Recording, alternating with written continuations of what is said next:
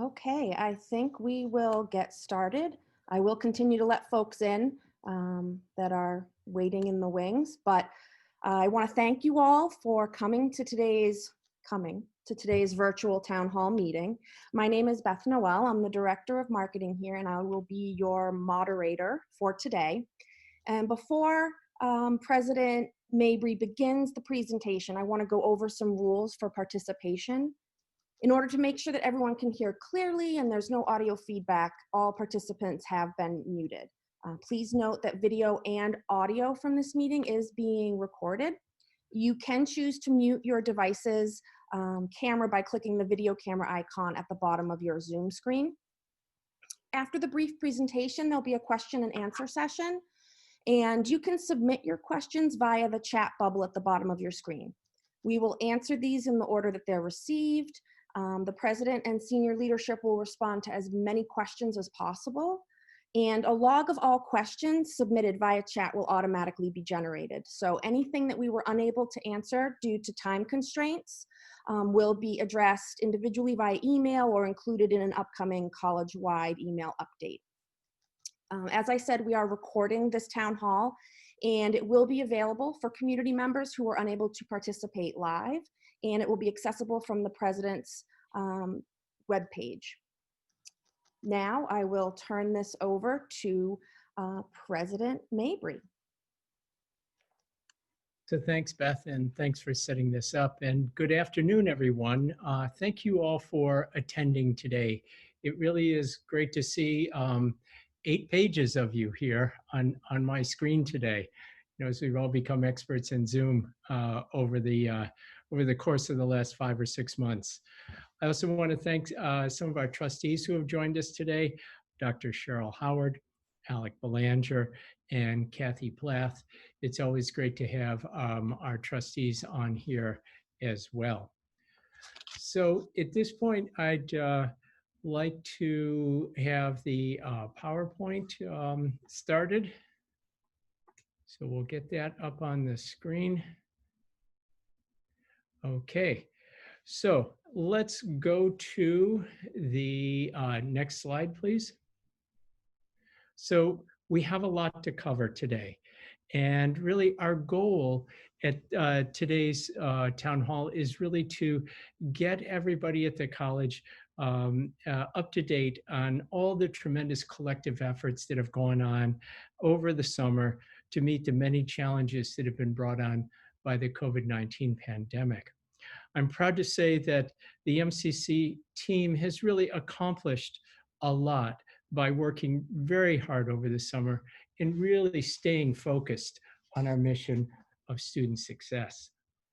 And, you know, the real task for us to do is not just how we meet our mission. We've been good at that for some time. It really is how do we do this safely in this rapidly changing environment? And that's given us all quite a challenge. Next slide, please.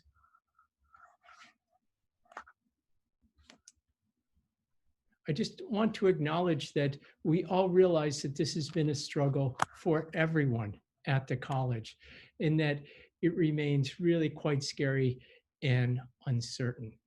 You know, I see this in my family as well, as they struggle to deal with the pandemic and all the issues that have come with it. Thankfully, everybody stayed healthy, and I'm hoping that all your teams have and your families have stayed healthy as well. It really takes a team, and I'd just like to take a moment to acknowledge, and I know I'm going to miss somebody, you know, the people who've been working so hard over the summer. You know, the admissions and the entire enrollment team have really been at it day in and day out, really trying to connect with our students. The advisors and the financial aid team have also been actively reaching out and serving the students both virtually and face-to-face where necessary. Academic Affairs has worked super hard, and our deans and our department chairs have been contributing all summer. There's been a tremendous amount of extra student support services and our TRIO groups that are really working to stay connected with their students. And the faculty have, some of them have taught on campus this summer, and they've really helped us figure out how to do this safely. So I want to thank all those faculty who taught on campus to help our students stay on track with some of the necessary lab skills that they need. And it really is because of our faculty who have worked all summer to prepare first-class online courses for the fall that we're really ready to go with a first-class program. And they've adapted some truly innovative pedagogies and some simulation software. They've had great help from our instructional design duo, and they're all providing a lot of help here. Also, we see that IT has done a lot more to support everyone. We're going to hear from marketing communications about how they've been doing constant refreshes of the web pages, more positive stories in local media than ever, plus several new advertising campaigns and great efforts on social media. And I also want to thank the members of the emergency management team who have met every week since March. And I want to thank the union leaders from MCCC and AFSCME who have participated in those meetings every week. Our union leaders have given us steady feedback, and that has helped us to do things better. I also want to acknowledge the positive role of Dr. James Dotten, who is now serving as the FSA chair and is on the president's cabinet. He's been working particularly hard this summer, and his active participation in our discussions has been truly valuable. Dr. Dotten, would you like to say a few words at this time? Thank you, President Mabry. And I'd like to say thank you to the MCC family. It has truly been a family effort of extraordinary proportions from our professional staff, our faculty, to serve our students in these uncertain and uncharted waters. But it's clear to me from the vantage point of being on cabinet that every segment of Middlesex Community College, every family member that makes up the team has done the extremely extraordinary work beyond what they could ever think of doing 6 months ago. Being on cabinet has been a time in which your voice have been heard. Staff, faculty, administrators, people care at Middlesex Community College. We care for our students, we care for our staff, we care for our faculty, we care for our administrators, and we care for those who are in cabinet.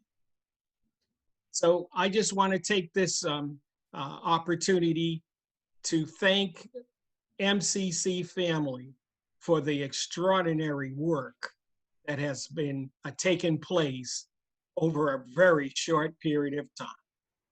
Thank you.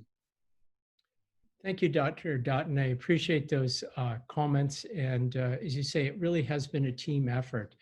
And I just want to reiterate that last point, that it really is that we spent a lot of time planning. We have listened carefully and gathered a lot of feedback. This means we have adapted, adjusted, made changes, and that's really helped us to create safe and effective solutions to the many challenges. It really has been a formula that has kept us on track. If I could get the next slide, please. So summer 2020, as we all know, we've been teaching mostly online with very limited face-to-face classes. Enrollment is up about 10% this summer. And really, that's about the same across the Commonwealth. It's, you know, some a bit more, some a bit less, but that's fairly common. And, you know, just to put it in a bit of perspective there, we really spent time trying to build safe and spaces and to really develop those safety protocols to make sure that everything worked. And we've had great discussions of those at emergency management. It's always the highlight of our Friday at the end of the week, an hour to discuss all of these things before the weekend. As folks know, most of our staff have continued working remotely, and we've had limited on-campus staffing, but in some ways not so limited.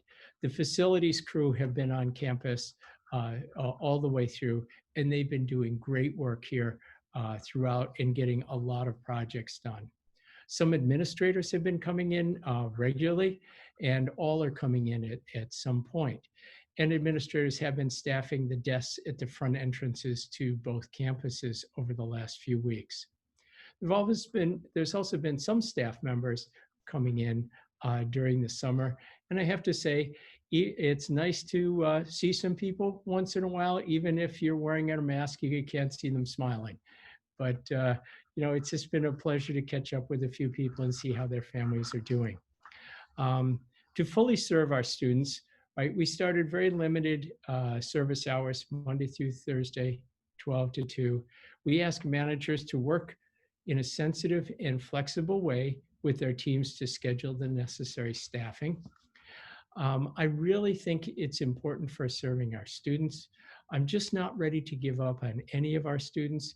And the ones who decide they can't go online or they have problems and they need some help, it's just a way that we can continue to help them. It's been relatively small numbers, but I think it's been important that we be there and that when our students show up on campus, they find more than a locked door. So we've really tried very hard with the help of the staff to create safe environments and really followed all the guidelines that were necessary.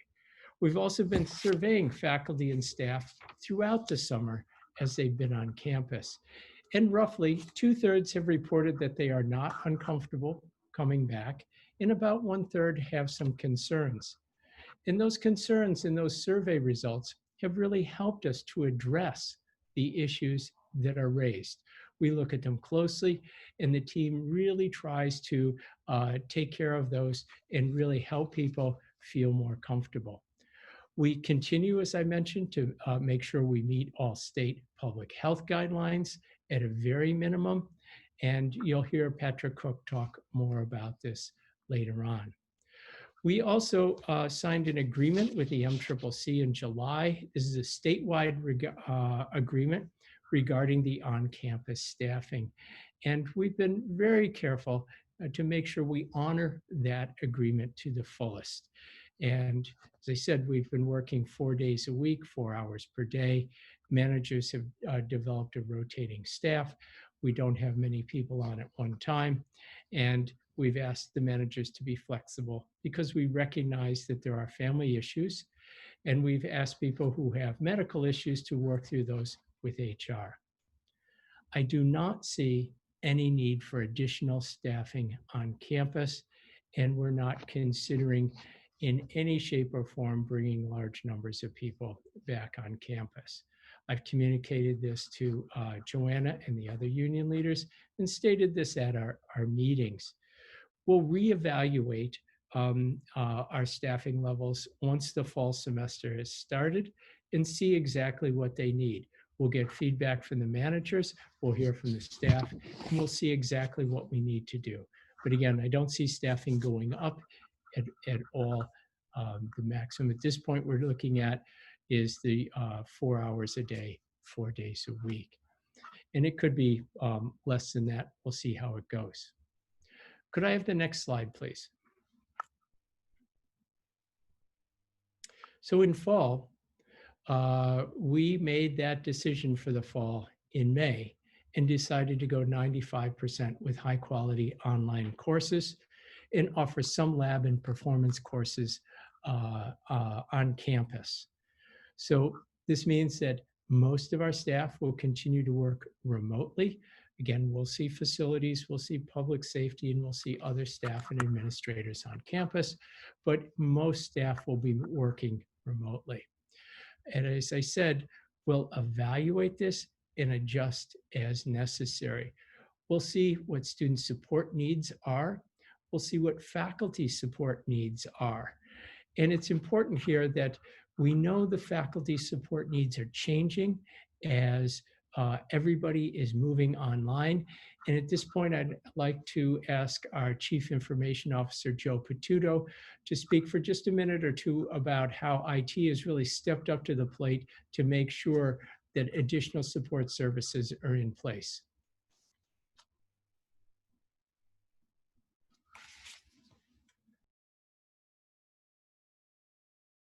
Joe, can you unmute yourself? I thought you were doing that. Anyway, good afternoon, everybody. Have a few updates for you. We have the new development of a bring your own device policy to campus. So students are encouraged to have a device for their studies. This fall, this spring, it is obviously 95% online, which makes this device even more critical off campus. This policy was a collaboration across the college with representation from faculty with Jill Keller and Denise Marciano. And students who cannot obtain a device are encouraged to make arrangements with the Dean of Students to get a device. So that is something that we've worked on pretty much all summer. And again, to all the committee members, I thank you for that good work and for the support of the institution. Couple new developments that I'm working on right now. I will hopefully close these deals today at 4:30 with Blackboard, and that is to augment the IT support model with a Blackboard support desk. So we will have dedicated agents beginning on September 9th who will be responsible for supporting faculty and students with Blackboard-related technical questions. To augment the Blackboard support desk, there is also a support model specifically for faculty called EasySoft, and I promise you there will be more marketing material and literature on these two developments over the week. EasySoft is an embedded support model for faculty and students. It allows us the ability to maintain campaigns for messaging students, faculty, customizing 15 common technical support items that we would embed right in the LMS. So I'll be working with Roxanne to get this ready over the next week. And then just to remind you that IT has limited support. Most of our capabilities are set up so that we provide support to you remotely. But we do have limited coverage, and we ask that you make an appointment should you need to come to campus between the hours of 10 and 2 p.m. Purchased additional softwares and other support items for faculty and students. That seems to be pretty much ongoing. So one last item I'll share with you. We've shifted all of the resources in IT to maintain the support desk. So whether that's a phone call, an email, a UChat, it's an all hands on deck approach.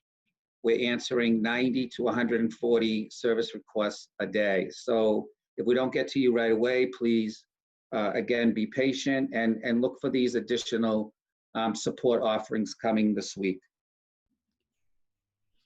Hey, thanks, Joe, for that. So you can see IT is really stepping up a lot, meeting the demand for additional services. Once again, I just want to highlight that it was our ability to work with Joanna and MCCC to pull together that agreement in May so that we really could be fully prepared for the fall. I think that really differentiates us from many of the other schools that have had to rush into this. I am hoping for a less severe flu season this year. I'm sure everybody's been paying attention online and seeing that, you know, in the Southern Hemisphere, they had a very mild flu season. And we're also seeing that all the preventative measures to block COVID-19 from transmitting has really kept people from getting the flu. So we're hoping that there's also a mild flu season, but I would encourage everyone to get their flu vaccine as soon as we can. That will be important. So if I could have the next slide, please. Okay, this slide was one that was requested that we put up to see our 5-year credit hour information. You can see the totals at the bottom. This is total of credit hours. It's in hundreds of thousands. And as you can see, oops, there we go. Yep, that's perfect. There we go. You can see where our goal is 126,000 for the fall. This is from a slide we presented to the Board of Trustees in June at our meeting there. And from this, we can see that enrollment really peaked in 2012 and has been declining for both economic and demographic reasons since that. And there's been much creative work to push back against this tide, but it has been hard work. So at this point, I'm going to turn it over to Provost and Vice President of Academic and Student Affairs, Phil Sisson, to talk about academic updates and more on fall enrollment. Thanks, Jim. It's great to see everybody on 7 or 8 pages here. If we haven't had a chance to see you, I guess what we're talking about now is welcome back. Although for many of you, that will be a little different than it's ever been before, but it is great to see all of you. I hope you've had some semblance of a summer and whatever they call vacation or days off at this stage of the game in the pandemic. I'm really here to report some updates in the academic and student affairs area, and mostly to say thank you. When I call up the slides, I certainly am going to talk a little bit about some of the innovations that have been happening in the student affairs and enrollment areas, and asking Pam and Audrey to talk more about that as well. But let's do a quick overview of where we are and some quick reminders. I've been sending out daily emails now to faculty, all faculty, both full and part-time, so they have a sense of what we need to be looking at. So if I can have the slide before this. It should be the overall slide that has updates. No? Okay, well, you know what? Alexandra, let's jump ahead too. Nope, somewhere along the way. Okay, well, let's just cover this now that it's here. So on an overall slide that I have that's coming up, and we'll move along through it, is let's talk first about spring 2020. And remote follow-up. The tremendous work that was done by all faculty within a 2-week period of time to convert their courses to a remote environment. A couple of things, I sent out statistics earlier to folks and have had this conversation with the Board of Trustees, Student Success, and taken a look at that data. And we know that because of the tremendous work by faculty, that we've actually been able to make sure that we have the same kind of completion data and successful completion of that spring semester that we've had in previous semesters. We disaggregated that data as well. And we know that we have some additional work to do with our Latinx students, but for the most part, the trends in terms of completion for spring look very much like the trends that we've seen before at the institution, and we're really pleased about that fact. We know that faculty went out of their way to be flexible, to be understanding, to respond, to create community, even in a virtual environment. And I think that paid off in terms of the college's completion of the spring semester successfully. In addition, for pass-fail, although we've identified 277 students who actually accessed for one course or more a pass-fail grade, that has gone very smoothly for those students. I want to thank the Registrar's Office and the Academic Standards Committee for helping to determine how we would execute that temporary policy for pass-fail. That pass-fail policy is only applicable in this coming academic year to those courses that by the catalog are identified as pass-fail courses. So pass-fail as an option for students no longer exists. But of that time, we had 277 students that accessed that. And we are also at this time processing incoming grades that have to do with pass-fail as a result of students' activity at other institutions.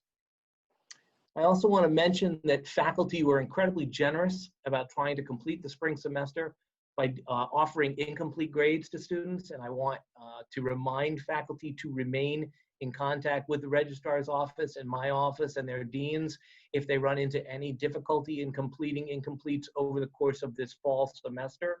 But we will be reminding you that by the end of the fall semester, we would like to see as many of those incomplete grades that you've negotiated with students to be completed by December. The president has already talked a little bit about summer 2020. And I just want to say, as the president has noted, we had classes on campus this summer, a very small number of them with great success. So we had 9 classes that were physically on campus. 5 of them were face-to-face, 4 of them were hybrid. They were specifically in the areas of biotech, biology, and chemistry.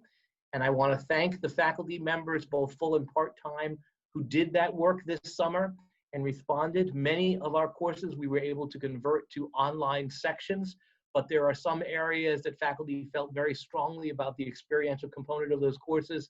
And I want to thank those faculty who went above and beyond this summer, including a lot of our health faculty who started in May to complete all of those requirements that students in our health programs had to complete in very small numbers. So our health faculty and a lot of our science and biotech faculty led the way this summer in teaching us a lot about how students wear PPE, how we can schedule each of our classes safely, what we can do in terms of the appropriate numbers for those classes and the flow of those lab sections and classes, and how we learned about how we need to clean all of the facilities in those classrooms to make sure that everyone is as safe as possible. So as we had identified, those 9 summer classes made a huge difference in how the college has been able to respond and prepare for larger numbers for the fall. And I think that, as the president has already noted, we had a very successful summer with an increase in enrollment. And I'm really appreciative to all the work that was done by the deans and the faculty who added sections and made changes so that we could make those changes along the course of the summer schedule to increase those enrollments. For fall 2020, and now if you could flip, Alexandra, to that chart, I'd like to give you an update about where we are in terms of our current enrollment numbers. What we do is we project out each year for the number of academic credits we anticipate, much like the chart that the president showed you, where our projection for this year is at 126,000 credits. That's approximately a 6.5% decrease from the previous year. And that's based on high school yield, history of institutional efforts, where we are with the completion of certain courses previously, and the number of returning students that we have. We're able to make that projection for the year. So when you look at this particular enrollment report, which happens to be today's snapshot, when you look at the goal for fall of 2020, says that we are approximately almost at 80% of that goal of 61,765 credits for the fall semester. What we do is, obviously, out of that 126,000 credits, we anticipate fall, which is usually larger than spring, and then, of course, summer and the first component of summer that's built into those projections. So those goals that are in the middle of this enrollment report are really for our, mostly importantly, our frontline folks who are really doing remarkable work in reaching out to students.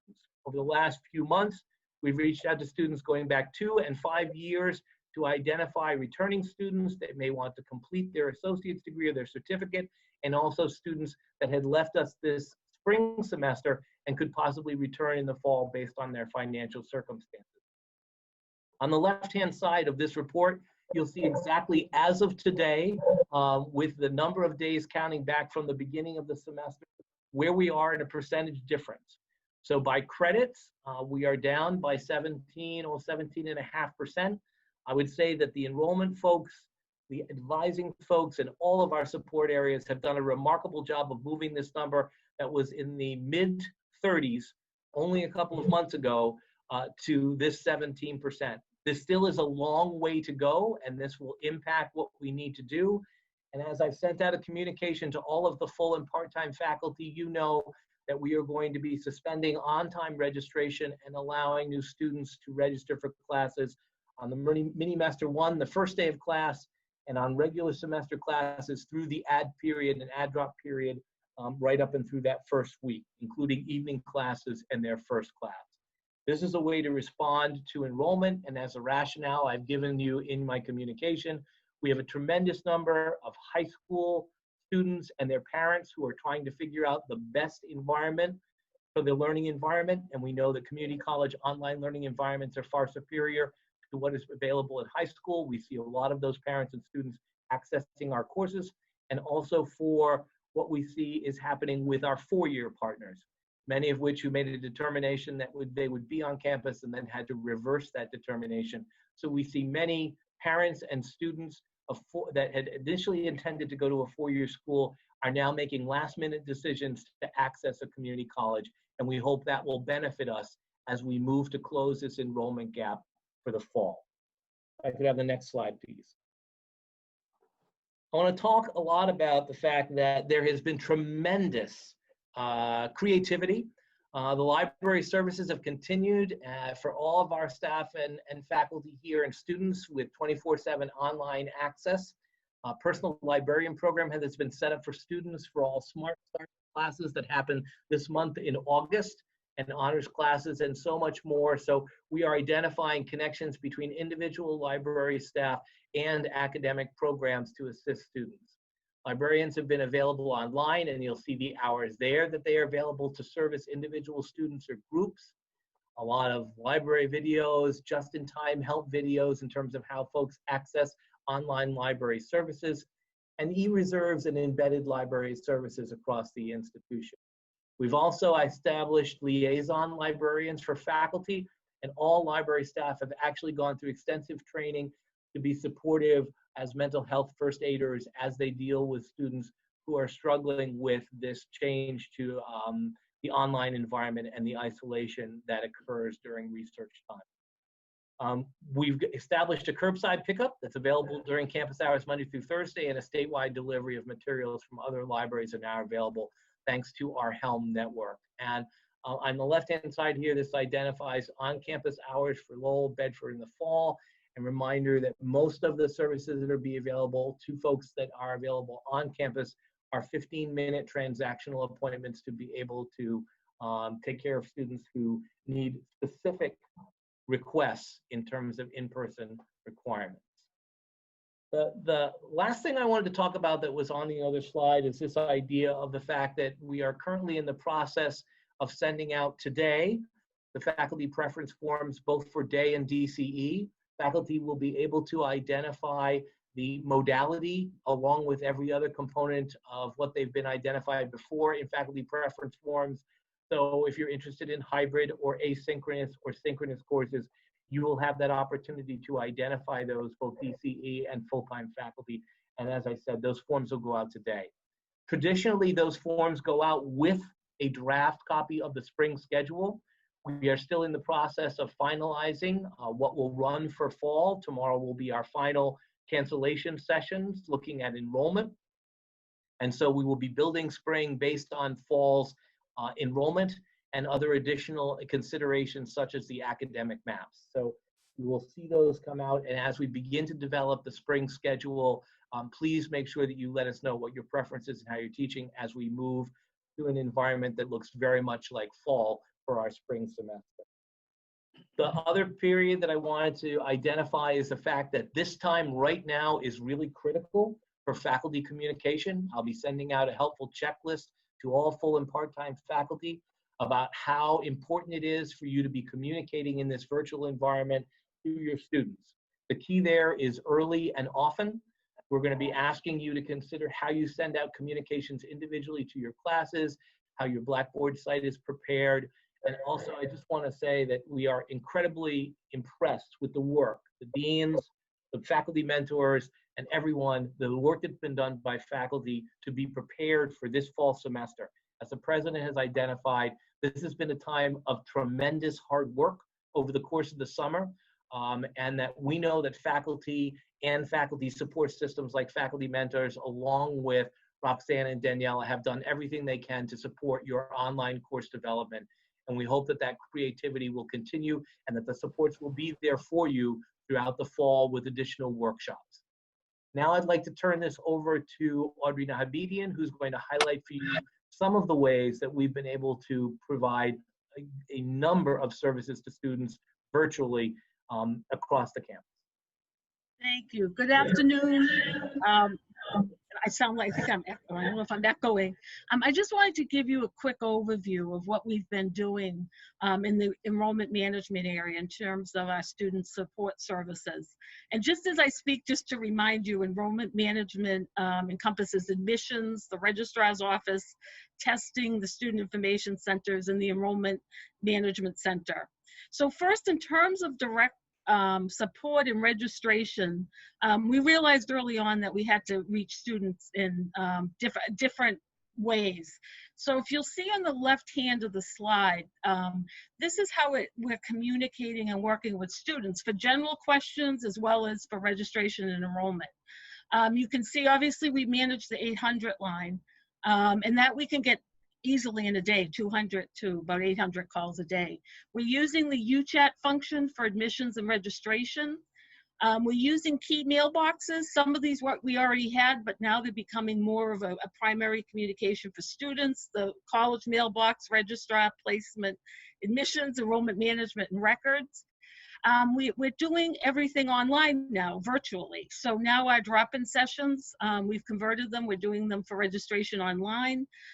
All the areas doing info sessions online, and we happen to be using Zoom as in most of our cases. We're also doing virtual appointments, individual appointments, as well as more recently we've been on campus, and the SICs and the admissions are doing individual quick 15-minute appointments. And the other thing is we also support the app too, the mobile app. And you can see a lot of students are asking questions. So there were just a few, I'm not going to go through everything, just a few items I had that I just wanted to talk about. As many of you, as most of you are aware, you know, for fall 2020, we had to totally revise the whole testing process. In working with Jill Keller in the English department and Linda Darkathios in the math department, we were able to expand some of our multiple measures and also come up with a guided self-placement process. So these placement information sessions, I just want to highlight them because they're virtual, but they're drawing a lot of students, and they're a way for them to really understand how to place and then to quickly do it. They can do it in these sessions, or they can go back and do it on their own and then register. I also wanted to talk about high school recruitment and how that's gone virtual as well. As many of you probably know, the counselors, the admissions counselors, they all have high schools assigned to them. And typically in a normal environment, they're going out to the high schools, meeting with prospective students and guidance counselors and parents. But now that was converted to online as well, and working with the high school so that we could still reach out to prospective students. Also, and I think Phil mentioned, the dual enrollment has sessions are popular. We're doing them virtually, and we're getting a lot of interest with our online courses from other areas of the state and that we probably haven't had in the past. Admissions is working with, we have these drop-in registration sessions that are geared more for new students or students who are returning after a period of time. In admissions, we have admissions, placement, registration, reps from financial aid and student accounts. And we help students quickly get their questions answered with the intent that, again, that they can get through the process either that day or within a couple of days. And I also wanted to highlight the statewide homeschooling network. It's a virtual network that admissions is on. And again, in the current environment, with more parents homeschooling, there's an interest in our courses, the dual enrollment courses. And last, as Phil mentioned, I mean, in enrollment, we always do outreach, and we have a sort of a progression as we go along in the registration cycle. But this, for fall 2020, we really, everybody helped us, student affairs, other areas of the college, and we really did a lot more outreach than we've probably ever done in the past. And we also did more targeted outreach for populations as well. So those are some of the things I wanted to just highlight in terms of how we're operating and supporting students in this new environment. So Pam, is Pam next? Oh. So I wanted to just mention and the fact that the enrollment area has done remarkable work along with the financial area, thanks to support from the cabinet and the president, to be able to offer incentives to students. We saw that as we were dealing with declining enrollment, we were able to market 3 particular incentives. One is for students who are coming to the school for the first time, that they're accessing our classes, and they are first-time MCC students. Not necessarily our dual enrollment students, but they're actually coming to campus for one of our online courses and coming to the school for the first time, not through concurrent enrollment. So those students are going to be receiving potentially, if they request it, apply for a program and apply for financial aid. Those students have the opportunity to have 50% off their first class at the college, and that 50% is part of the 50th anniversary celebration. In addition, we know that we are trying to service many of our unemployed students and workforce that is out there that has, through COVID, find themselves in a situation where they've lost a job or many part-time jobs. Students can document that and fill out a FAFSA and complete an application and be in the degree program. They too are eligible for a 50% incentive off their first class. The last incentive came through the Enrollment Working Group, and I want to thank Judy Hogan and that group for their work with this, including Chris Fiore in the finance area, to really identify students who needed a completion incentive. So students who in the last few semesters have been with us and are at their 45 credit mark to be able to complete their degree program, they will receive, as they return to the institution, a free 3 credit course in their opportunity to complete that last 15 credits to get them to the mark of completion. And now I'll turn this over to Pam to talk about the student affairs area and the innovations there. Thanks, Phil. I was stuck on mute. And I have the same thing that Audrey has somehow. Oh, there it goes. I was getting some kind of background noise. So hi, everyone. We're doing some exciting stuff all around the campus. And so we've been asked just to highlight a few areas out of the student affairs area. First, I wanted to start by talking a little bit about our hours, just making sure folks are aware that we're doing most of our appointments virtual, and we're available Monday through Friday from 8 to 5. We have on-campus appointments available by appointment Monday through Thursday from 11 to 2.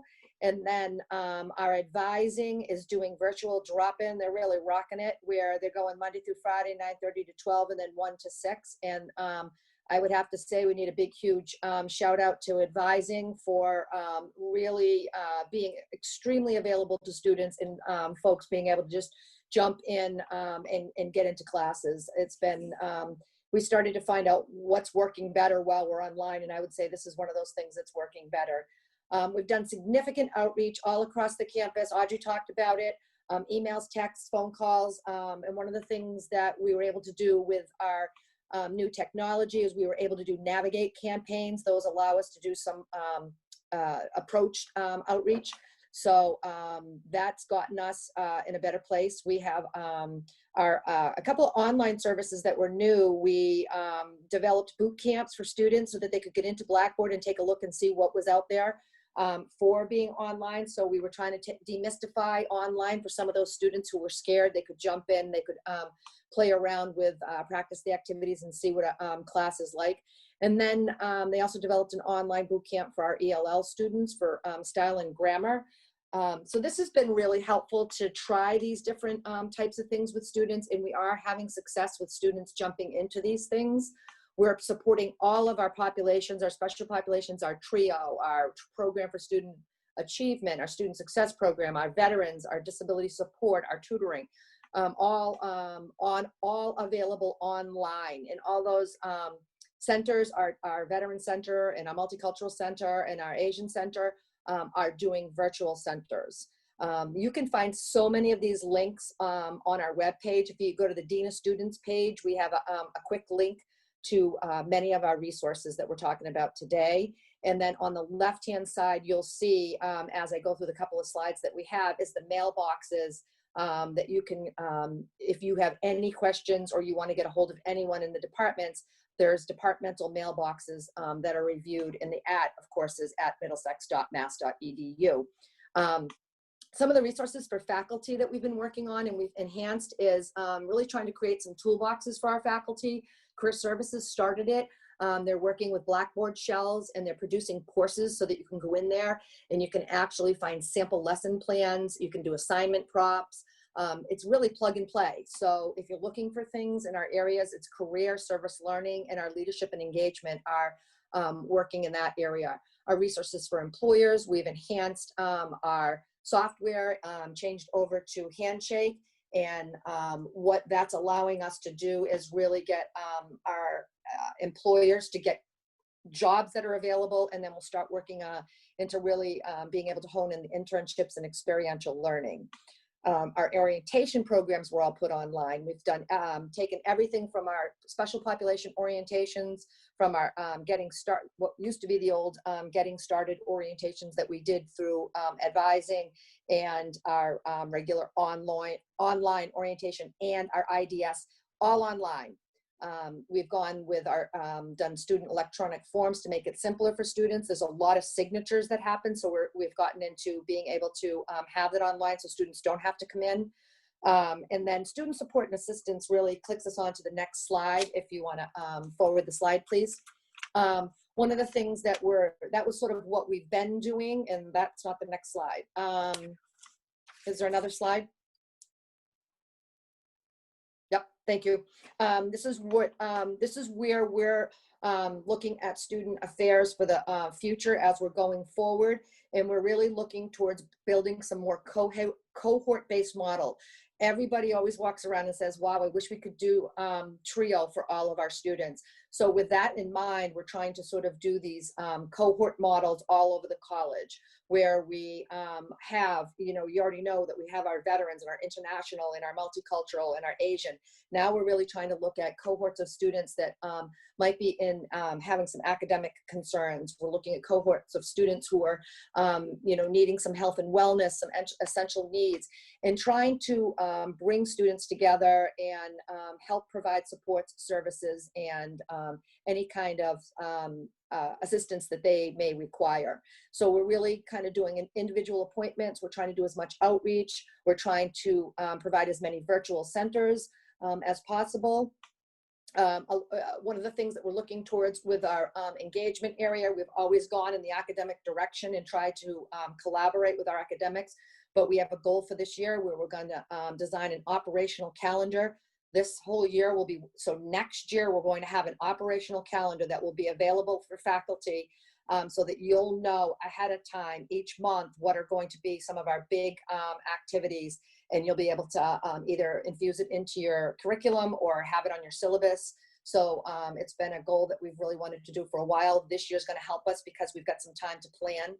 Our academic progress, as you know, Gail Lacosi used to do that work. We're now having Kirsten Morrow pick up that work, and she's going to be working with Marilyn Yo to really cohort base our students that are working with academic progress. Then in our health and wellness and our essential needs and consultation is all going to come cohort based, where we'll have Lynn Gregory and Jonathan Crockett working together to do a lot of program-based trainings, do some facilitated work, and really helping with that population of students that have a lot of those external social needs and maybe in student crises. And then more career support in our classroom. And then again, Handshake is one of the tools that we think is going to be instrumental in our career area for helping our students get connected with our employers. That's it.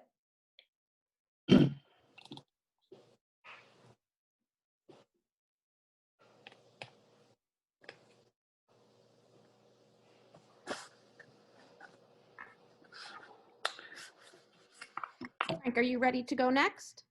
Oh, yeah, sure. You'll put the slides up. Good afternoon, everyone. This is Frank Lasella, and want to provide a bit of an update as far as the finance group. Do you have the next slide, Beth, please? Let me see. Alexandra should be pulling it up for you. Okay, yeah. Well, we'll be patient and wait then.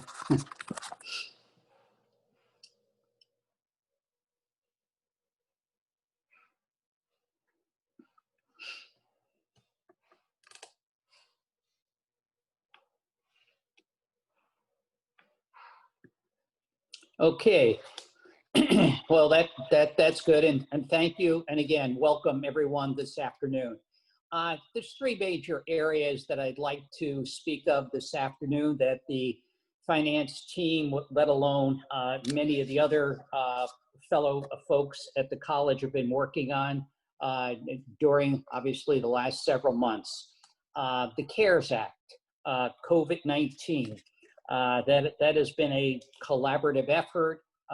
Financial aid, student accounts, student affairs, helping our students, and I'll speak more to that. The second is our fiscal 21 budget that's centered around our economic sustainability. These have been uncharted times, uncertain times. However, everyone is working to kind of close gaps as best they can. We are also in the midst of the fiscal year-end audit, June 30th, which will be complete in October of this year. And third item are some of the academic capital projects. These are major projects to really help our students, two of which are the biotech as well as the dental clinic labs.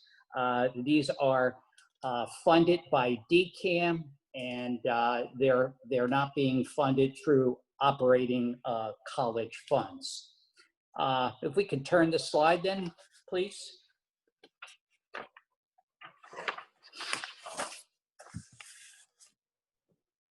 I think we lost the slide there. Okay. It's coming back. Technical difficulties. There we go. Okay, maybe we can turn to the next one, and then we'll be set to go for a bit. Okay, let's talk about the CARES Act. The CARES Act funding, the first two areas, students and the institution, that was phase one. There was approximately $4 million, half of which was determined to be for students for emergency relief from the spring semester when they were on campus and moved to a remote setting online. And certainly that funding, a portion of it was distributed in the spring semester. Some of it was distributed in the summer, and there will be also funding distributed in the fall semester. So that's been able to help our students with emergency issues that they've encountered due to the displacement of the on-campus learning. The second area is institutional dollars, and a significant portion of that was spent and really with a major investment to our online course development. The faculty has worked very hard over, obviously, the last several months in the online course development for the fall semester, and that will get underway shortly. The second part of that were technology investments and tools to facilitate the online learning. There was additional software, additional equipment, Zoom licenses, and we also supported remote learning for our employees with laptops, Chromebooks for students who did not have laptops and internet access. So those were the two major components, and those funds are going quite quickly for the online learning investment. The FEMA-MEMA, that is, we were using that for funding our PPE. We get 75% of that. funded back from the state. We're using that for face masks, for cleaning, and other equipment that was needed to certainly facilitate our campus to be a safe environment, and some of the extra shields that have been put up, plexiglass, etc. We recently, within the last week to 2 weeks, received some additional money referred to as gear. And those funds, again, are a result of the CARES Act that were passed to the Commonwealth.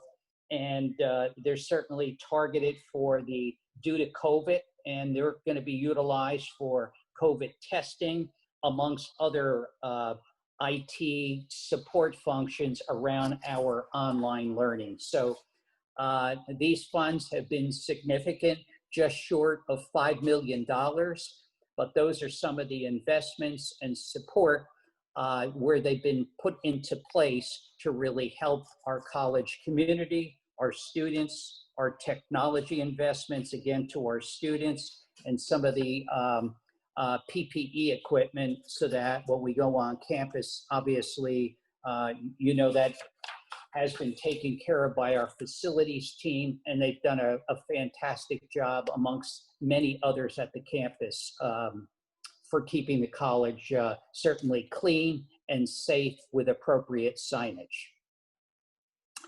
Next slide, please. The next slide is focused on our economic sustainability, our fiscal 21 budget. And I think, as we've heard today from the president, from Phil, certainly these are uncertain times, but obviously our folks have been working hard to address closing the enrollment gap, which is a significant component of our budget. And certainly we're still working at that earnestly. We certainly have provided enrollment incentives for the first classes, and those efforts are still ongoing as we speak. We've got another certainly week or so before classes start, and we're looking to close that gap. The gap is fairly large. It has shrunk, but certainly that's an issue before us as a result of COVID. Everyone's been working hard, and I do want to applaud everyone's efforts in the various departments. Our state appropriation, we are currently operating on a fiscal 20 funding. However, there has been conversation that there could be reductions possibly in the second half of the year.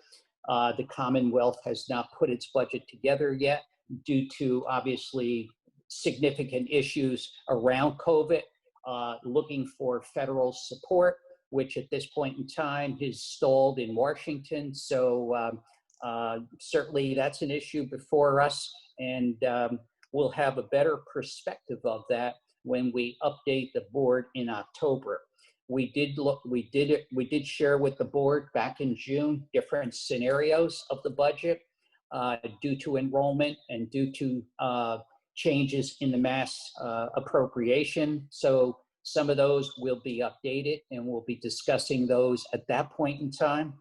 Hopefully the news will be better, but certainly want everyone to be aware these are challenges that are before us, and obviously we work together, we will address them together.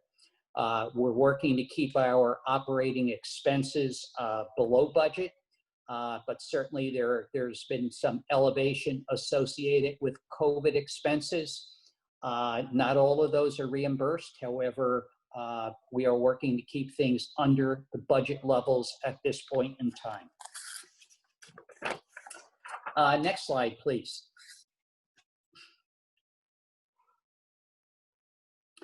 The next has been the area of our capital projects, and these are projects that certainly have been underway for a number of years. The biotech lab, state-of-the-art facilities, clean rooms.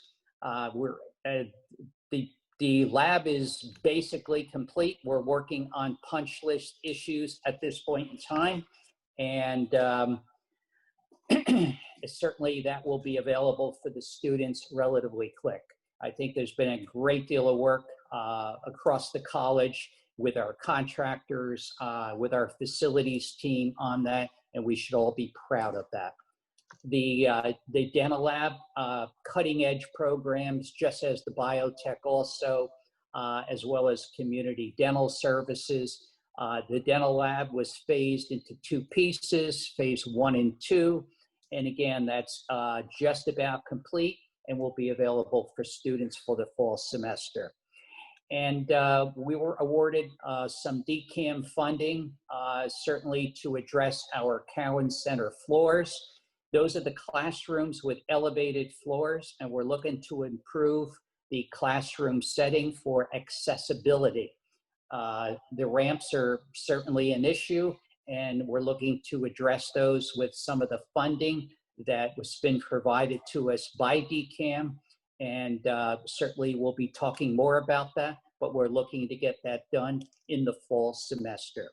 And again, these are DCAM funded projects, and certainly we're proud of the work done on those, and certainly the faculty, the staff, and the facilities team that have been so actively engaged in the process. So a brief update at this point, and thank you. Okay, next slide then. Oh, here's some pictures of the biotech lab and the dental lab, which I think really depict the great work. And I think the dental one here is kind of a before and after. And I know you'll all be seeing these in the relatively short order. I'm sure there'll be open houses to tour that when it's the right time. Thank you. Alexandra, you can just forward. Yeah, perfect. I will try and go quickly because I know we've completed the first hour, and I want to make sure that there's time for questions.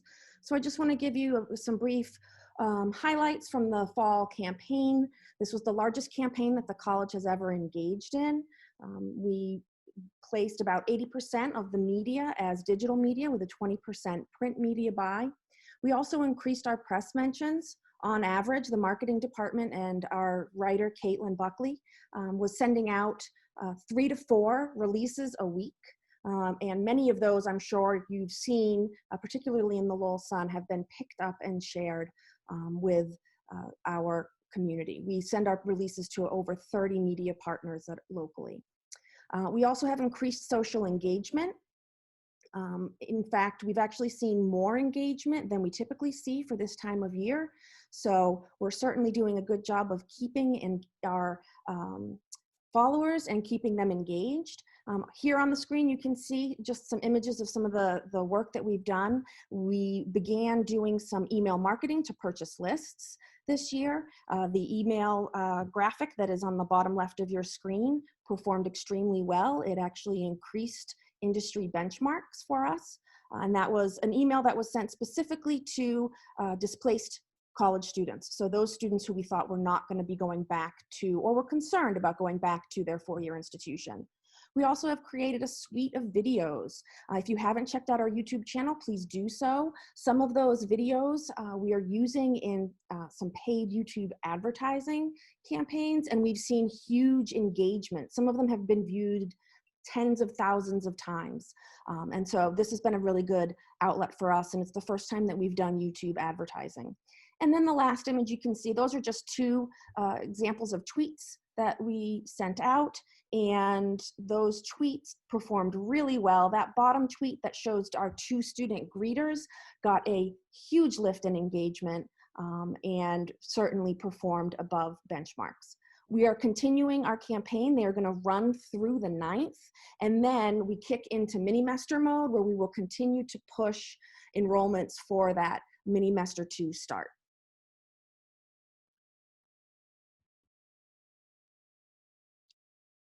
And Pat, you are on next.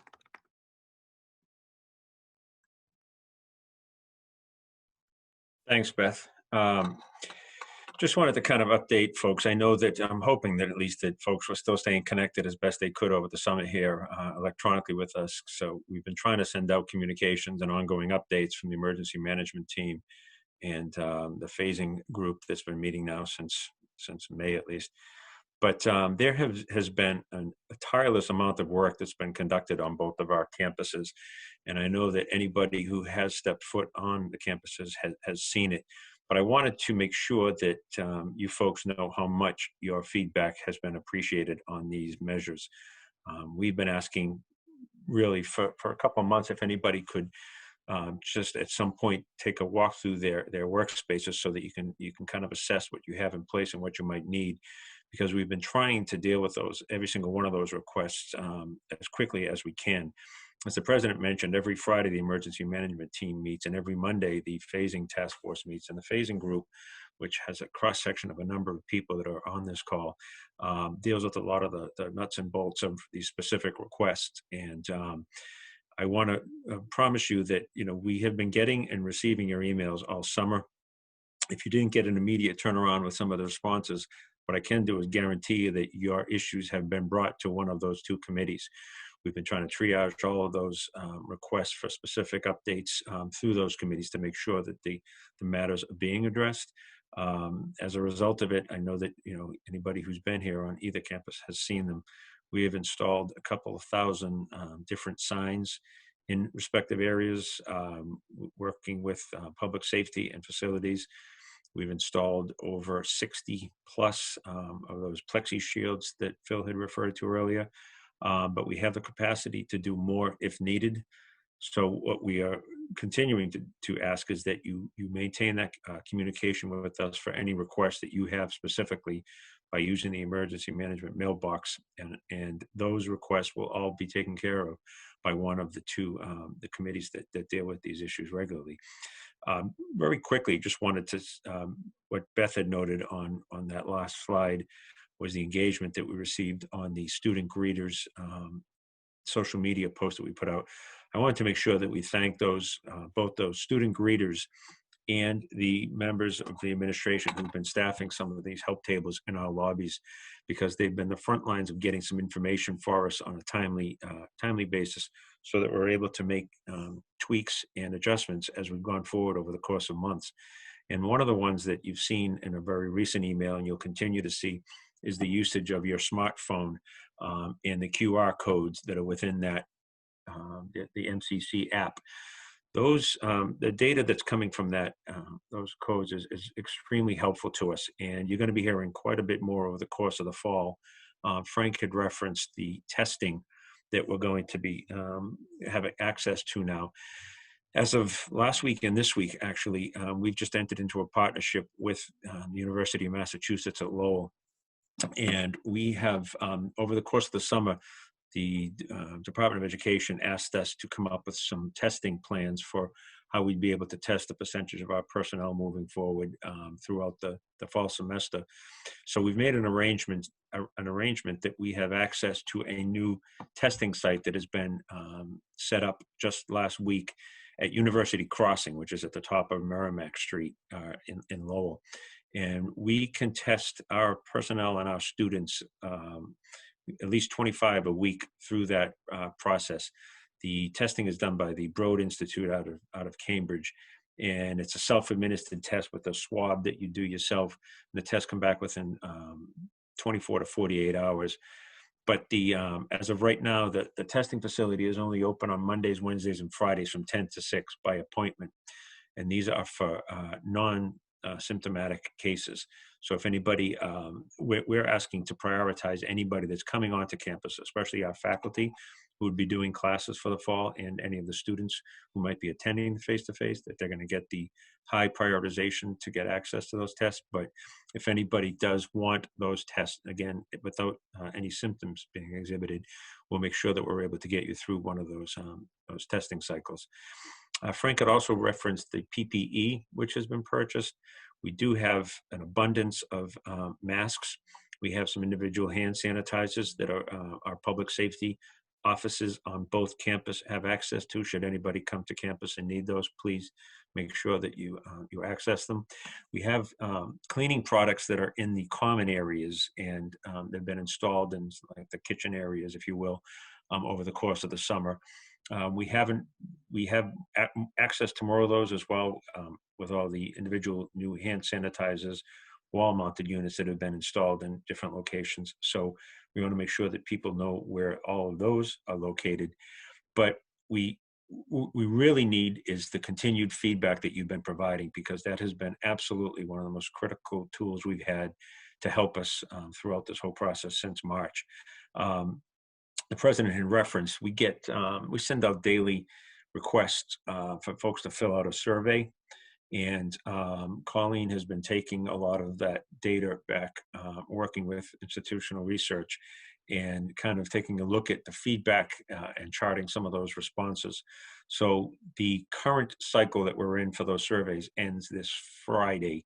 And by the end of this week, we'll have an idea of what types of services were accessed over the course of the summer, what kind of feedback we're getting from the individuals who've been coming to campus, and what types of changes or tweaks people would like to see moving forward.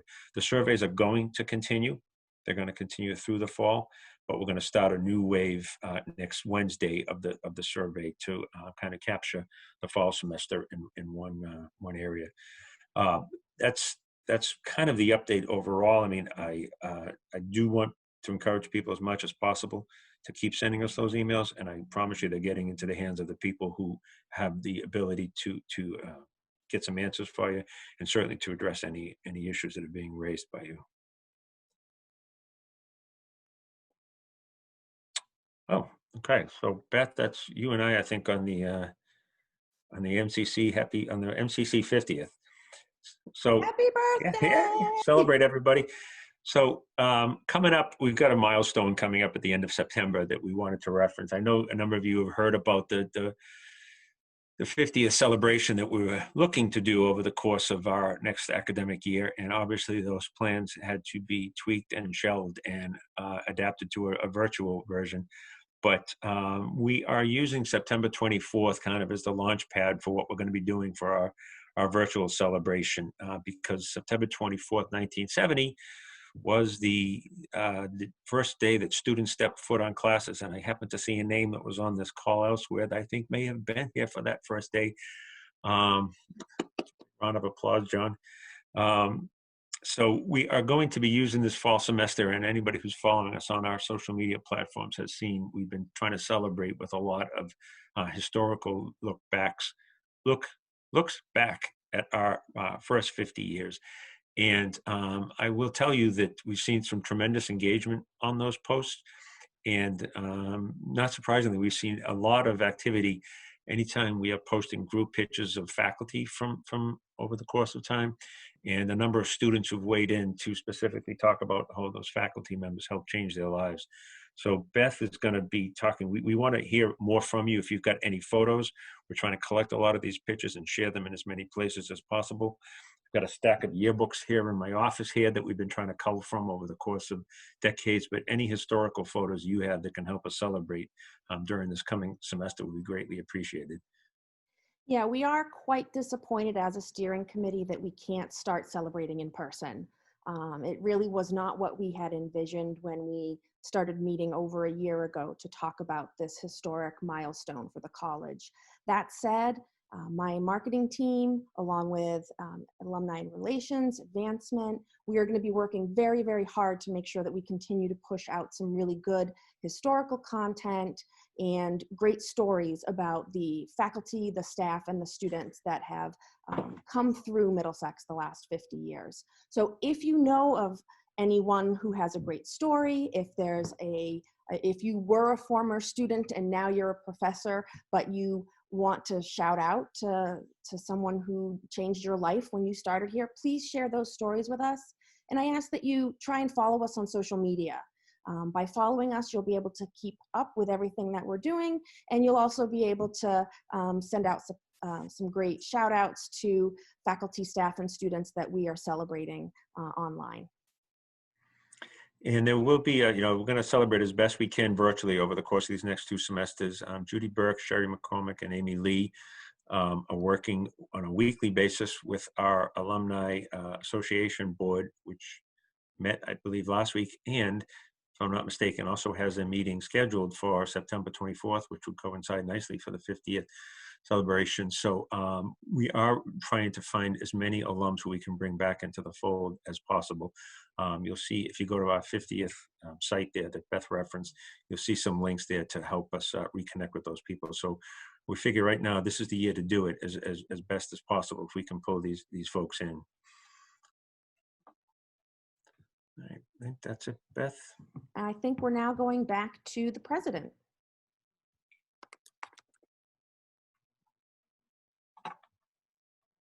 Great, thanks, Beth, and thanks, Patrick and Frank and everybody else who presented. As we said, trying to keep you up to date. Wanted to give you some heads up about spring 2021. We are beginning our planning now so that we can continue to be largely with online courses. We will be working with faculty to convert the needed courses. We will adjust the schedule to meet our student needs, as Provost Sisson talked about earlier. We're going to wait to announce this until after the start of the semester, but we wanted to give the college, faculty and staff a heads up on this. So there's a lot of planning that's going to have to take place to put this into effect. But again, we can see all that we've learned from the spring, the summer, and the fall will come into play so that we'll do this even better. We're anticipating that through this academic year, most staff will continue to work remotely. We're going to continue to assess student needs as the small fall semester progresses, and just see where we are. Again, I just want to make sure nobody thinks we're going to be bringing large numbers of people back on campus to work. That's not going to happen. Still going to be very minimal staffing. And again, it's all about how do we make sure we support our students. We will also, I have to put in the caveat that we'll make the appropriate adjustments if state guidelines change. We just don't know what's going to happen with this pandemic, and we just don't know what state guidelines are going to be throughout the year. But we're anticipating at this point that we'll be continuing largely as we plan for the fall through the spring semester as well. Next slide, please. So last, I just want to urge our hardworking community to stay safe and stay connected. I've seen in the few people I've talked to through my mask on campus, the connection and community are really important. And it really have to find new ways to stay connected with our students, but to stay connected with our colleagues as well. I really ask you to make sure that you're doing your utmost to cherish your family throughout this pandemic and to really reach out and support your friends and colleagues. It's really important that if you miss seeing people, let them know that. And it is a sense of community that really makes this college a great place to work every day. I know my family has been having virtual dinner dates with our kids. We've had a lot of, FaceTime with them, and it's just, ways that we continue to try to find a way to stay as a family. And I wish all of you to stay healthy, both physically and mentally through these troubled times. And again, work as hard as you can to maintain a sense of community. So with that, I would like to move to the question and answer period. I've gotten a couple of questions in, and I'm going to start with those. Beth, how do people submit questions if they want them answered? Thanks, President Mabry. All you have to do is submit chat. The little button should be at the bottom of your Zoom screen. And I am in communication with the president, and we'll get those questions to him. Again, there is going to be a log. So if we are unable to answer your questions in the time allotted, we will follow up with you individually after or include it in a campus update. Okay, great. Thanks for that. And as Beth said, we really want to answer as many questions as you can. So first question I got was, if students cannot go online, how will they fare in an online course? Well, we began in the spring to supply Chromebooks and Wi-Fi hotspots to students, and we continued that through the summer. We will do more of that in the fall. Also, as Frank pointed out, some of the CARES Act money that we were able to distribute helps students to support students with their internet access. And also, we're looking to open a lab on each campus where a student could come in if they had to do work, and that was the last option for them. We are really trying to, as we do all the time, educate our students on how to use IT and how to be able to access. If they can't, don't have the resources, we do have some resources to help them and are working actively to do that. Okay, moving to the next one. Can we know the actual number of on-campus individual appointments that have occurred? That's one thing I'll have to get the data on. I know I was on Bedford today. When I was over there much earlier today, they'd already seen 5 students face-to-face. The other day when I was here, I talked to financial aid. They said they already had 5 appointments lined up for the day.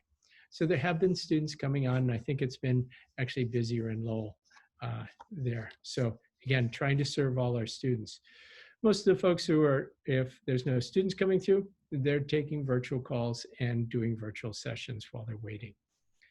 Next question was, can the mental health first aid training that the librarians had offered to, can this be offered to faculty as well?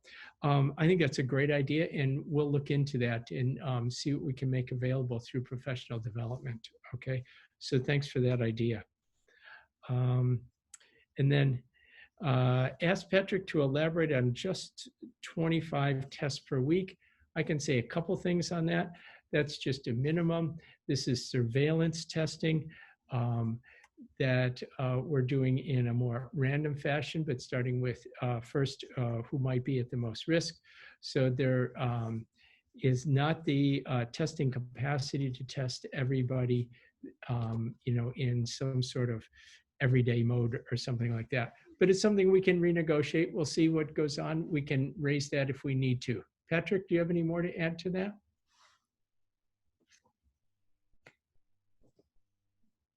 Sure, thanks for that. Like the president said, that number of 25 is just what we had to commit to for this partnership with the university. We are currently working, Judy Burke and a number of other people have been dealing with some other vendors such as CVS and or Circle Health to look at some other potential ways that we can test more individuals, but those might be the symptomatic ones, not necessarily the asymptomatic ones. So this 25 is just what we had to commit to get this partnership started with what the university had in place. They asked us to hold off last week because they had their students returning to the dormitories, and they wanted to process those numbers through first. But that 25 was, just like the president said, a commitment that we had to agree to moving forward. We also now, I want to let folks know, as of last week, the state of Massachusetts has what's called the CTC, which is the, oh my God, oh my, look at me. It's the Community Tracing Collaborative that is going to be responsible through the Mass DPH for tracing cases statewide. There are 2 individuals now who've been assigned specifically to our region. We met with them last week virtually, and they're going to be, they have access to all 351 boards of health in the state of Massachusetts. So anything that ever comes up anywhere within one of those communities that might have a Middlesex connection, they would be notifying us immediately, whether it's somebody that was a student, staff, or faculty, or a vendor that was on our grounds. This CTC is going to have access to that information, and they're going to be contacting us immediately. So moving forward, we will be working with them to do contact tracing, and we'll be using our partnership with the university and the city of Lowell and the town of Bedford and their respective health departments to make sure that we're getting all this data processed and the notifications done promptly. Great, thanks, Patrick. Next question is there a single document with the return to work plan, and where is it? We'll make sure we have something posted, and we will, you know, distribute that and make sure that that goes out to everybody. So we'll get that done. That's a great suggestion. One of the things is you realize that it has been a fluid situation. and some of this changes to issues beyond our control, and we have to keep adjusting and updating, but we'll do the best we can and get that to you. Okay, next one is a budget question. The MCC budget situation, if it's as bad as it appears, are further retrenchments being considered? And why has the travel budget not been reduced more than 50%? I'll start with the last one. We're going to, as we said, once we know the scope of the issues brought on by the enrollment and by the state budget, we will have to make a series of adjustments at that point. At this point, I don't know anybody who's traveled anywhere. I know that the conference for an organization that I sit on the national board of in October, I'm going to attend that virtually. So that's probably something that's going to happen fairly soon. Are retrenchments being considered? As everybody knows, personnel are a huge part of our budget, and we will continue to trim in as many other ways as possible. But that is a possibility. I think anybody who's seen the level of retrenchments in the UMass system will know that sometimes this is totally unavoidable, but it is an unfortunate product of our times. As we've seen, there's been some federal money dispersed to the colleges, and some of that came through the state. But at this point, the state has dispersed $0 to public higher education. So they have not been on board. So if anybody talks to their state legislators, that would be a great help for us to have make the case to them that public higher education, and particularly community colleges, are critical to our students, but also critical to the economic vitality of this Commonwealth.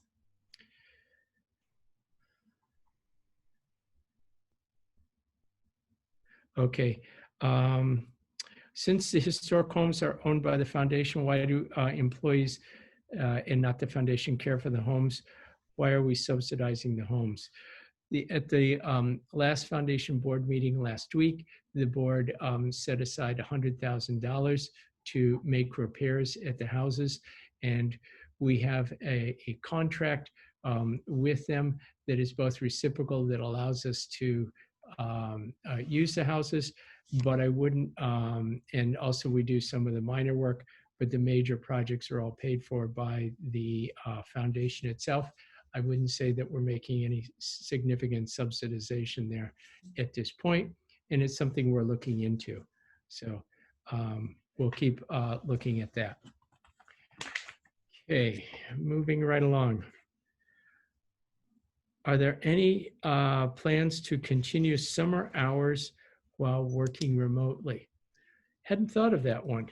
That's an interesting suggestion, and we'll definitely put that on the table and take a look at that. Like I said, interesting idea we had not thought of. I'm writing a note on that. So we'll take a look. Okay. How and when can we find out exactly which courses we'll be running this semester? I'll start, but I think in Provost Sisson might want to jump in, but as I heard him say, they're doing the last course cancellation tomorrow, and I think that will be, it'll be pretty definitive. Phil, do you have anything to add to that?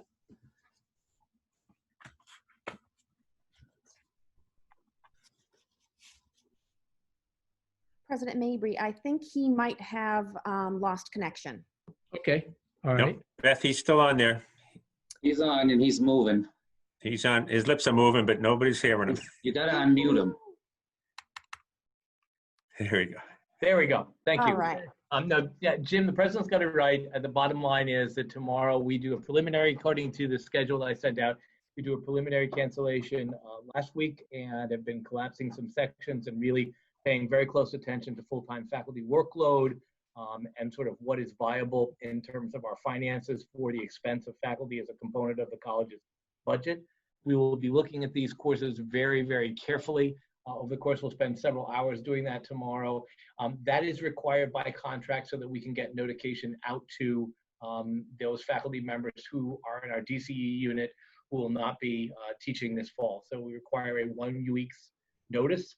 And so that's why that identified date is 1 week prior to the beginning of classes. Okay, thanks. And Phil, you might be able to help me out with this one too. For students coming to class or labs on campus, what can they expect for coronavirus precautions?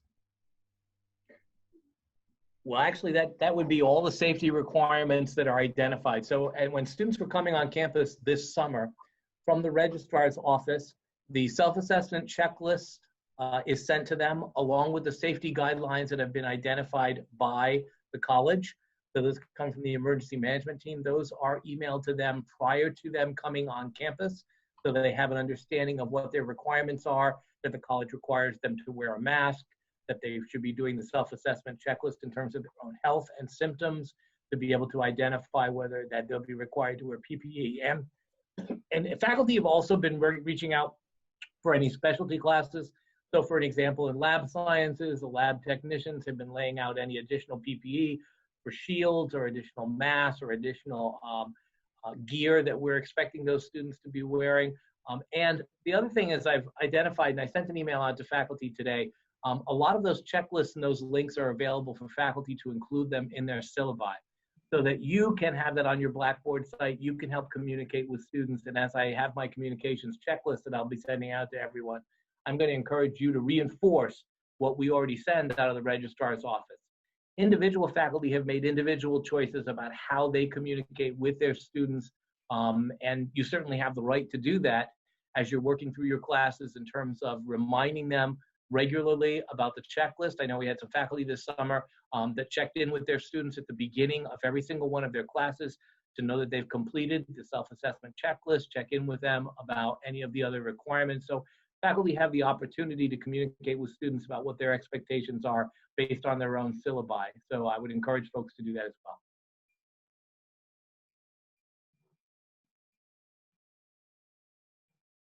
Okay, another perennial question that's been coming up for months and months and months.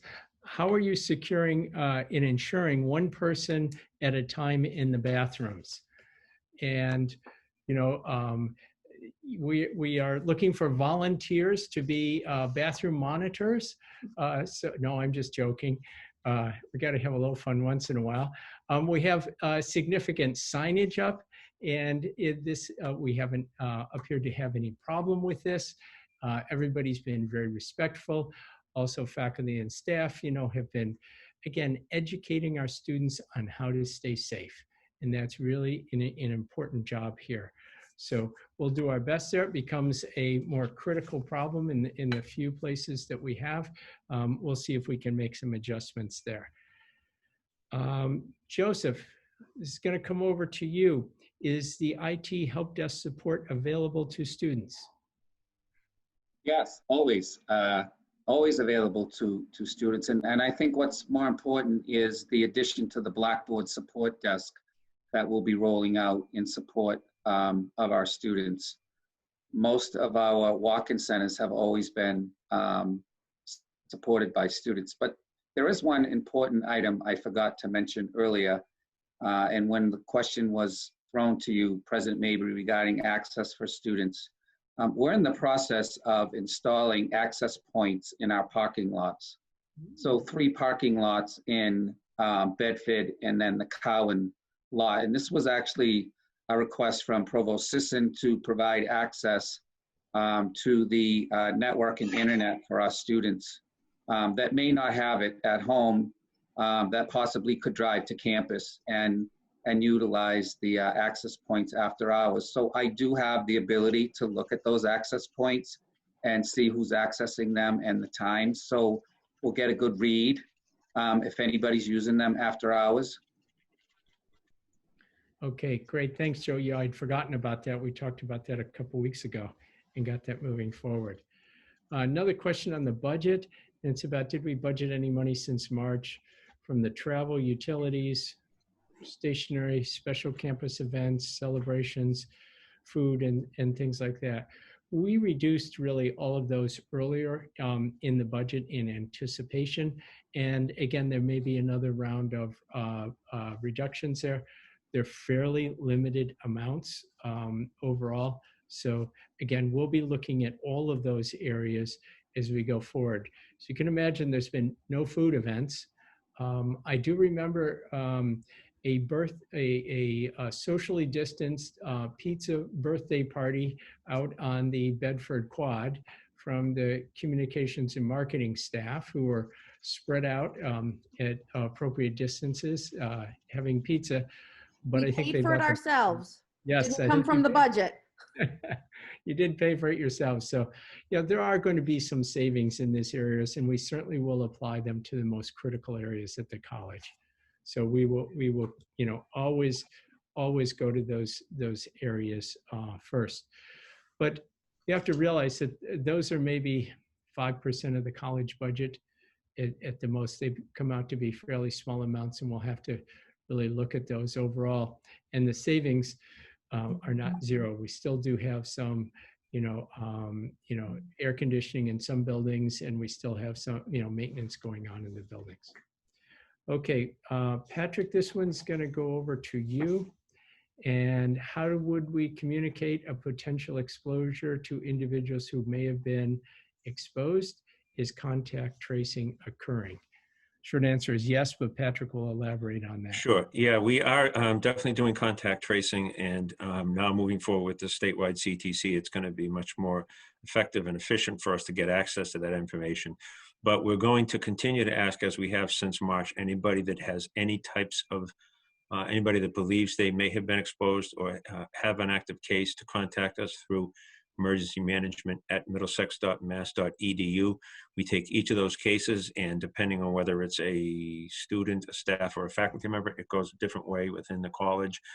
HR team will take care of the staff and personnel to make sure that you've got everything you needed to support you on that end. And Pam Flaherty and her folks take care of the student cases to make sure the students would be able to continue with their studies and have what they need moving forward. But I will tell you, knock wood here, that over the course of the summer, we had 6, potential individuals who identified as thinking they had been exposed, and all six once tested came back with negative results.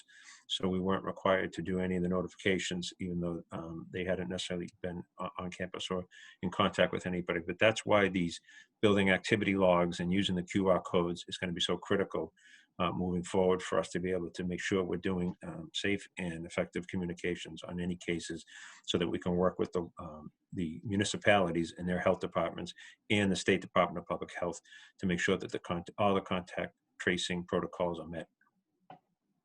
Okay, thank you for that. This one, Pam, I'm giving you a heads up. This is going to come over to Pam.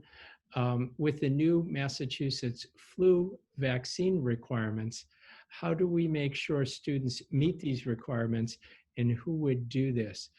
I just want to start that off by saying the flu vaccine requirements were like a lot of the guidance we've gotten from the state.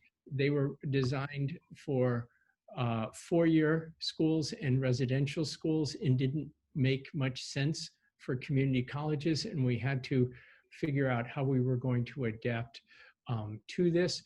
But we are working on that right now and figuring out exactly how we're going to do that. So I think, Pam, you can handle that a little bit better. Yeah, for some reason I'm going in and out, so you may lose me, but, and Audrey can always jump in too, because she takes care of the immunization in her area. But we would be looking at it. Any student who is coming on campus has to have their immunization forms. But what we are also trying to do is bring the flu vaccine on the campus from our perspective, to see if we can get a flu, can't find the word, a flu session on both the Bedford and the Lowell campus in September and November. But we're working on that to see if we can get folks on campus to do that. We have a part-time nurse, an exceptional part-time nurse for that matter, who assists us with all of those immunizations and the tracking, not only for our health programs, for any general requirements for all students, including those who are full-time or part-time. Okay, the next question is, please explain state guidelines that prevent us from having on-campus classes, especially since Governor Baker is urging in-class learning and a number of state and private colleges are fully open for on-campus learning. First, Governor Baker has not urged us to be open. I informed the Secretary of Education in May that we would be going primarily remote, and all the community colleges are that, and they have never asked us to be open. So there's been no urging on that. We've seen in the last few weeks, UMass Lowell and UMass Amherst change their plans as the situation in the state. And the state universities are still open, but most of their learning is taking place remotely while the students are in their dorm rooms. And basically they're facing a different economic imperative. And if you might have looked at the information from UMass Amherst, by not having their students back, it is putting $167 million hole in their budget and has led to a first round of 850 furloughs. So they have a different equation and a different set of decisions to make, but it is a very high-risk decision. Some of the institutions like Northeast and Boston University that have brought their students back have spent tremendous amounts. Northeast has spent $50 million preparing for that. That's 2/3 of our entire budget. And both of these universities were able to build complete testing labs on their own campuses. So again, it's really apples and oranges there. What prevents us from doing that, having campus classes, is that we have to have 6 feet of social distancing. In most of our classrooms, that would mean we'd be down to about 4 students per class. Colleen Cox and her team have measured, along with Brian Butler, have measured every classroom and every room on campus and estimated what we could do there. We could have a very small number of students in classrooms and a very small number of classes on campus. Phil, anything else I missed with that? Nope. Okay, all right. Would the teaching full-time load be the same for full-time online teaching? Phil? It's an interesting question. I'm assuming it's coming from a DCE faculty member, because most of our full-time faculty members are very familiar with their own workload forms. But obviously, yes, all modalities, they are done by credit, and the workload forms are available through the contract. If anyone has any specific questions, they should really direct those to the union, or if you have specific questions about full-time faculty workload, certainly I would hope if it were a full-time faculty member, you'd be having those conversations with your dean. But yes, a number is based on the number of credits, not necessarily on the modality. Okay, I haven't seen anything else. Any more questions? While we're waiting to see if there are any more questions, I do want to thank folks there were some great suggestions here. And some of the things we really can look into, and information we can get out. We're planning to put out a lot of information over the next 2 weeks. Many of you are going to see it as redundant. Some of you who are just starting to look at your emails are going to get some good information. So there's no way to know exactly who's read what. So we're going to put more of it out and try to over communicate rather than under communicate. These are important messages that come out, and we'll keep trying to answer as many questions and make as many adjustments as possible. Yes, so there's a question about how many layoffs have taken place already. We did in June, we had to make layoffs of about 150 part-time employees, and there were, I think, 4 full-time positions that we retrenched. And these were almost all positions where the work just wasn't there because we were on remote or off campus. The work was not going to be there. but also some of it's because of diminished demand in particular areas, a decline in enrollment. So again, that's where these are taking place. And again, these are the hardest decisions we make. These are the personnel who have been with the college. These are the things that no manager likes to suggest or recommend. And again, we struggle with these, but they are necessary at a certain point. And you'll see that in the communications of every single president, across the Commonwealth. When they have to get to these decisions, these are the ones that they really agonize over. And so those are tough ones. What has the cost savings from the retrenchments been? Those were, if I'm not mistaken, Frank, I think it was around $3 million. 3.3. Yeah, 3.3, something like that, $million. We were instructed to come up with about 5% reduction, and that's where it was. Correct. Yep. Yeah. So how do students get the message that they need to check their MCC email? I'm not sure if Beth can handle that or Pam.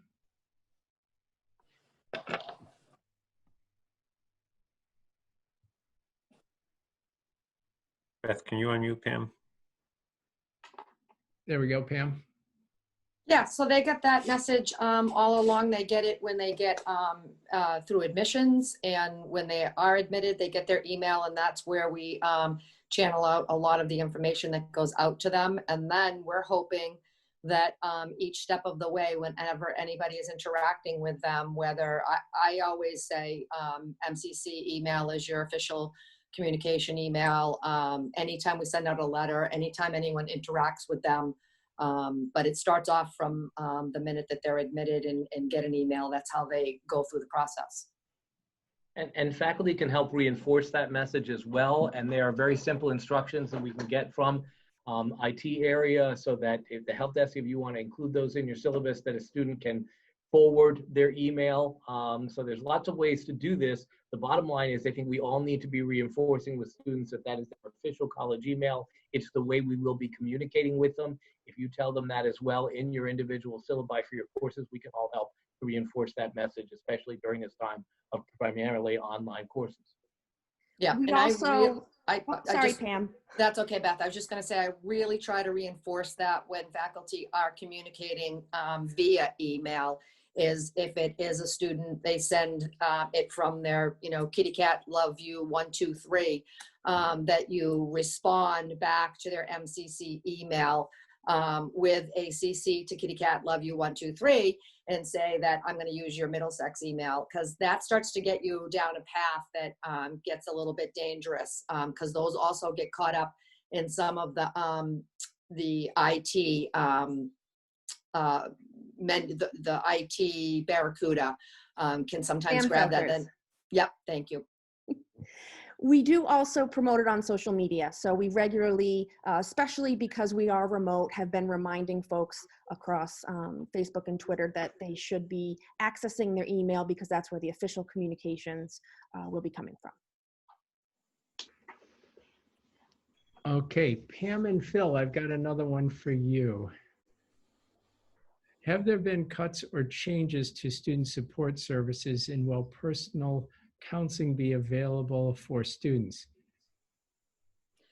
So yeah, I talked a tiny bit about that. And have there been tutoring cuts? So that was the third part of it. Got it. Okay. So yeah, I talked a tiny bit about this at at my time frame, and we're making some changes in our area that are a little bit, I was talking about cohort based. So part of what we're doing with personal counseling is we're going to be going into a partnership. We're working on that as we're speaking, so that we can do some referrals out, and that most of our work will be done for some proactive stuff. There will be a lot of bringing in workshops and really trying to get our students on working with anxiety, meditation, all of those types of processes through health and wellness and mental health and wellness. We still will have response for students that are in crisis, as far as if a student is suicidal or homicidal or crying or something, that they will still be an option to connect through that. We still have consultation services. We're just cohorting Marilyn with our academic probation students that are at risk, and Lynn with our students that are at risk with social and all of our essential needs kind of work that's happening out there. And as far as tutoring, very little cutting happened in tutoring.